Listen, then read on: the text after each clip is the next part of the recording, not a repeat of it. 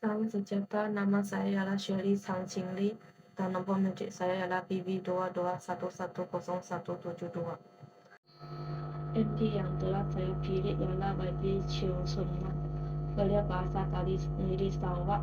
Beliau merupakan seorang ahli politik dan terbang Malaysia yang berkhidmat dan juga sebagai ahli Parlimen MP sejak November tahun 2022.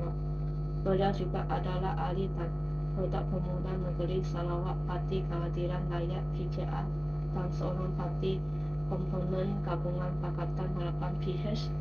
Sebelum ini, beliau juga pernah menjadi pembantu kepada ahli Parlimen Selayang iaitu William Leong dari tahun 2017 hingga tahun 2021. Seterusnya dari segi rumusan, terdapat 5 isu. Isu pertama pada 12 September tahun 2023 adalah beliau telah menyentuh tentang suatu perkara di bawah strategi E3 seperti mempertingkatkan ketersambungan dan infrastruktur pengangkutan iaitu menaikkan taraf infrastruktur lapangan terbang milik Sarawak. Isu kedua pada 12 September tahun 2023 adalah beliau juga menyentuh isu kenaikan harga makanan, terutamanya beras. Selain itu, terdapat isu ketiga pada 12 September tahun 2023 adalah beliau telah menyentuh kepada strategi kerajaan dalam meningkatkan kecemerlangan sukan dan membangunkan industri sukan. Seterusnya, terdapat isu keempat pada 10 Oktober tahun 2023 adalah beliau telah membahaskan pintaan rang Undang-Undang Akta Kesatuan Sekejap 1959. Akhirnya, isu kelima pada 11 Oktober tahun 2023 adalah beliau membahaskan rang Undang-Undang Kewangan Awam dan Tanggungjawab Fiskal 2023. Dari segi penilaian dan pemelingkatan, pada pandangan saya, beliau merupakan seorang ahli politik yang bertanggung jawab, baik, cegah dan berani. Dan kerana beliau berani bersuara demi rakyat Sarawak dan memperjuangkan hak mereka dalam parlimen. Dari segi prestasi, sebagai YB Miri, beliau telah berani menyalakan dalam parlimen tentang menaikkan taraf infrastruktur lapangan terbang milik. Seterusnya, beliau juga menyuarakan tentang isu kenaikan harga makanan terutamanya beras.